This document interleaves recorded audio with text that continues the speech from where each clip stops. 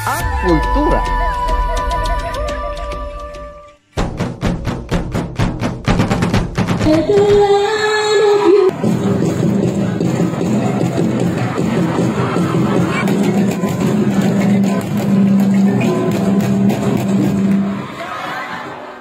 Ang kultura.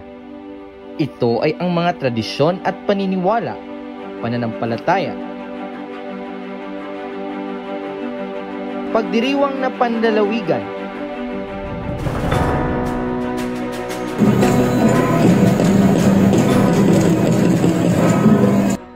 mga kagamitan,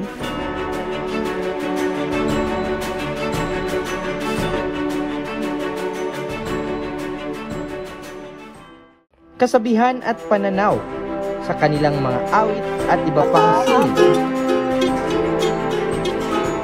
Ang kultura ay may dalawang uri, ang material at di material. Ang halimbawa ng material ay ang kasangkapan, kasuotan, pagkain at tahanan. Ang di material naman ay ang edukasyon, kaugalian, pamahalaan, paniniwala, relihiyon o pananampalataya, sining o agham, at wika. Lumipas ang panahon, natuto silang gumawa ng iba't ibang uri ng kagamitan para sa pang-araw-araw nilang pamumuhay. Ito ay ang banga, itak, kwintas, pana at palaso.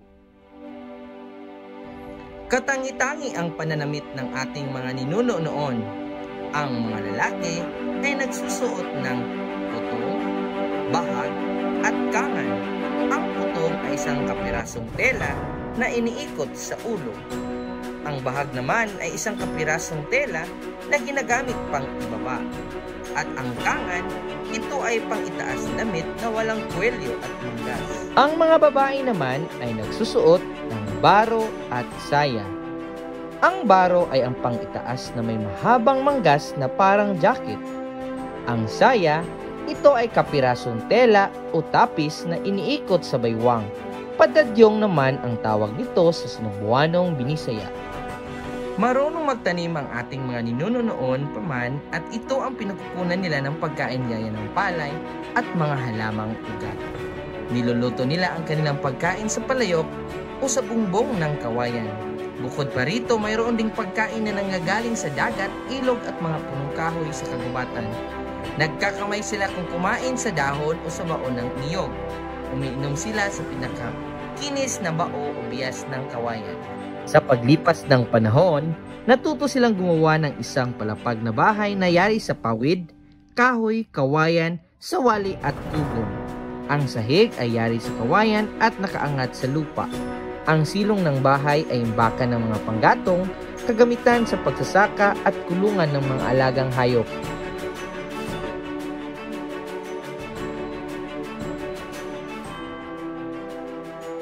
Ang ating mga ninuno ay hindi nakaranas na pumasok sa formal na paaralan. Sila ay natutong sumulat at bumasa bunga ng kanilang karanasan at pagmamasid sa kalikasan. Ang mga babae ay tinuturuan ng mga ina na gawaing pangtahanan, tulad ng pagluluto, paglalaba, at pag-aalaga ng bata. Ang mga lalaki naman ay tinuturuan ng kanilang ama sa mga gawaing kailangan sa pang-araw-araw na pamumuhay, tulad ng pangangaso at pangingisda. Ang mga kalalakihan at kababaihan ay nagtutulungan sa pagbubungkal ng lupa, pagtatanim at pag-aani sa mga lupang sakahan. Maraming kaugalian ang ating mga ninuno. Bago mag-asawa, ang lalaki ay naninilbihan muna sa pamilya ng babaeng ibig niyang pakasalan. Siya ay nag-iigib ng tubig, nagsisibak ng kahoy at tumutulong sa pagbubungkal ng lupa. Isa ring kaugalian ang pagbibigay ng dote o bigay kaya sa magulang ng babae. Ito ay pagbibigay ng mahalagang bagay tulad ng alahas, lupa at bahay. Ito ang gagamitin ng mag-asawa upang magsimula ng kanilang bagong buhay. Kapag may namamatay, may mga tao na siyang nagsasalaysay ng mga kabutihang nagawa ng namatay. Ilan lamang ito sa mga kaugaliang naiwan sa atin ng ating mga ninuno.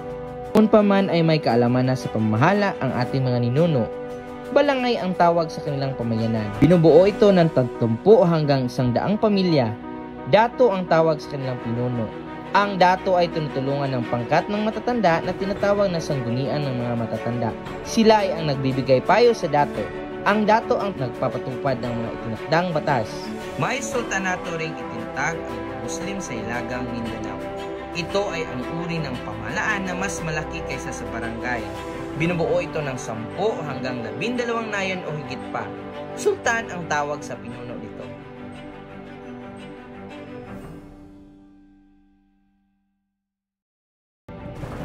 Bathala ang tawag sa itinuturing na Panginoon ng ating mga ninuno. Naniniwala silang may lugar na pinupuntahan ang mga kaluluwa. Itinuring nilang may kapangyarihan ng iba't ibang espiritu na tagabantay tulad ng Diyos, Diwata at Anito. Naniniwala sila na ang mga ito ay nasa kalikasan kaya't sinasamba, pinahalagahan at pinangangalagaan nila sa pamamagitan ng paglilok nito sa kahoy, bato o ginto. Dinadasalan at inaalayan nila ito ng pagkain. Sa Hilagang Mindanao, magbabaya ang tawag sa Diyos ng mga Higaunon at ibang tribo.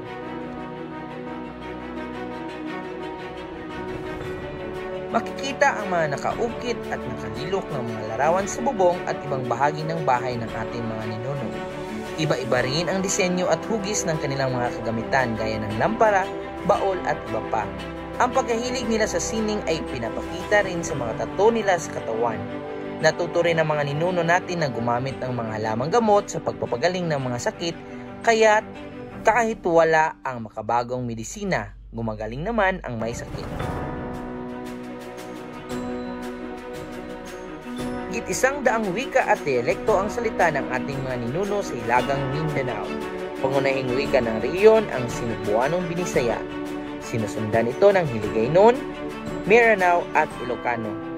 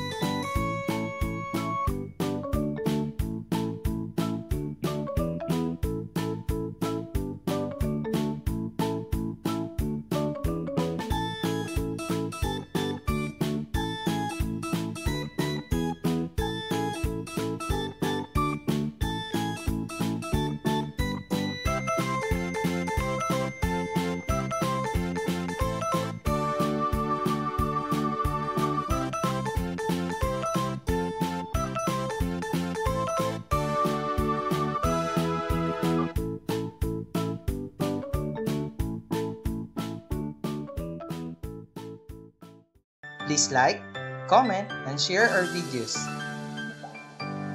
Don't forget to subscribe and click the notification bell for more videos. Thank you!